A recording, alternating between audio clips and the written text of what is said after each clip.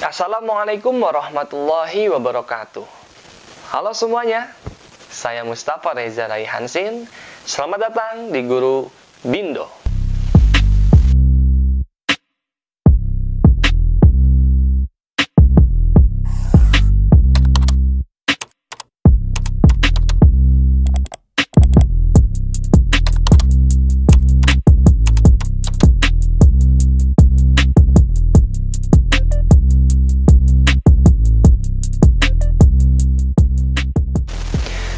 Teman-teman, kali ini saya akan memberikan sebuah pengantar masih tentang teks eksposisi, tapi khusus mengenai ciri atau kaidah kebahasaan dari teks eksposisi. Sebelum kita masuk ke materi, saya memiliki sebuah pertanyaan yang silakan pikirkan jawabannya dalam 5 detik. Pertanyaannya adalah, apa manfaat dari teks eksposisi ini untuk kehidupan kita?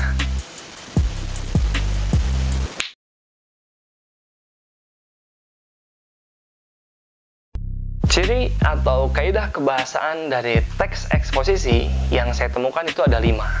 1 adalah kata-kata teknis atau peristilahan yang berhubungan dengan topik yang dibahas dalam teks eksposisi. Sederhananya, misal kalau topik dalam teks eksposisi itu berbicara soal pendidikan, maka dalam teksnya akan banyak memuat kata-kata teknis seputar pendidikan, seperti siswa, guru, sekolah, literasi, buku, dan lain-lain. 2. Adanya konjungsi kausalitas. Jadi konjungsi kausalitas ini adalah kata hubung yang sifatnya penjelasan sebab akibat dari kalimat sebelumnya dengan kalimat setelahnya. Nah, contoh dari konjungsi kausalitas seperti karena, jika, maka, sebab, dan lain-lain. 3. Terdapat kata-kata kerja mental. Kata-kata kerja mental merupakan kata-kata kerja yang mencerminkan proses berpikir atau berhubungan dengan berpikir. Teman-teman, contoh dari kata-kata kerja mental itu seperti merencanakan, menyimpulkan, berasumsi, dan lain-lain. 4. Nah, di keempat ini adanya kata-kata atau kalimat perujukan. Misalnya, berdasarkan data bla bla bla bla atau merujuk pada pendapat bla bla bla bla. Jadi, adanya perujukan terhadap referensi. Dan 5, adanya kata-kata persuasif atau kata-kata yang secara langsung atau secara tidak langsung mengajak kepada pembaca untuk mengikuti tujuan penulis. Contohnya, diharapkan, perlu, harus, dan lain-lain. Dalam praktiknya, ciri atau kaidah kebahasaan dalam teks eksposisi, kalau kita lihat di teks-teks yang ada di koran, yang ada di internet, yang ada di majalah, gitu. Kadang ada juga teks-teks eksposisi yang secara kebahasaan tidak sesuai dengan apa yang tadi sudah disampaikan. Apakah itu jadi buruk? Tentu tidak, karena poin utama dari teks eksposisi adalah pendapat pribadi yang dikuatkan dengan referensi atau fakta-fakta. Teman-teman, agar kita bisa lebih paham tentang ciri atau kaidah kebahasaan dari teks eksposisi, kita akan sama-sama baca sebuah artikel, sebuah teks.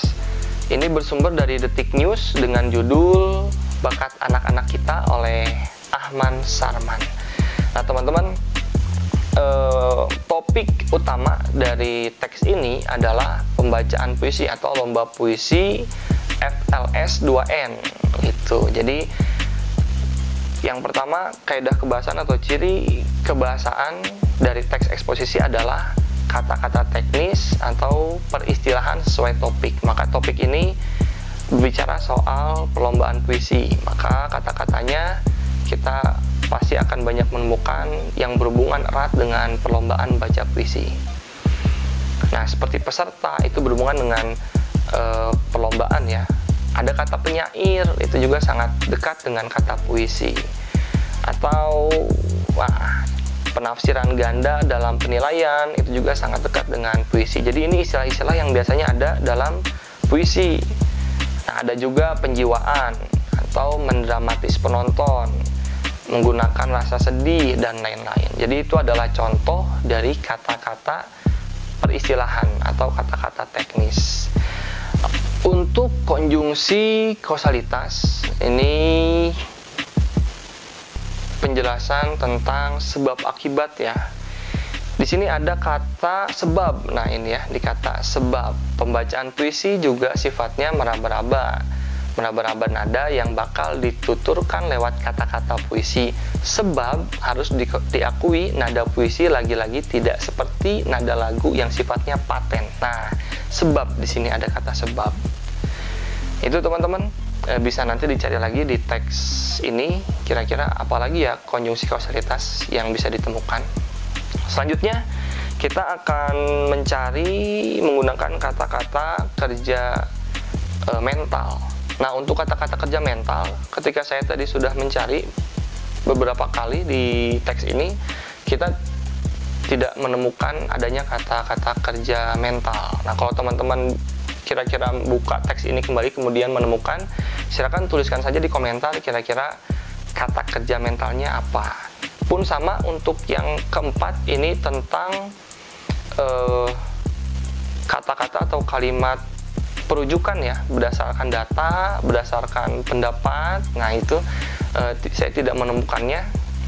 Jadi kalau teman-teman membuka teks ini kemudian menemukan, nah silakan tulis saja di kolom komentar. Kita langsung ke yang nomor 5, yaitu menggunakan kata-kata persuasif. Nah, untuk kata-kata persuasif sendiri, saya pun menemukannya bukanlah kata persuasif yang tersurat, tapi kata persuasif yang tersirat. Ini ada di paragraf terakhir dengan kata semoga. Jadi di kalimat terakhir ini, di paragraf terakhir ini menjelaskan adanya ajakan secara tersirat oleh penulis. Itu dia penjelasan singkat pengantar materi ciri atau kaidah kebahasaan dalam teks eksposisi. Teman-teman bisa eksplorasi mandiri untuk lebih mantapkan konsep tentang ciri atau kaidah kebahasaan ini. Itu saja teman-teman. Terima kasih perhatiannya. Semoga bermanfaat. Wassalamualaikum warahmatullahi wabarakatuh. Jadi, apa manfaat teks eksposisi untuk hidup kita?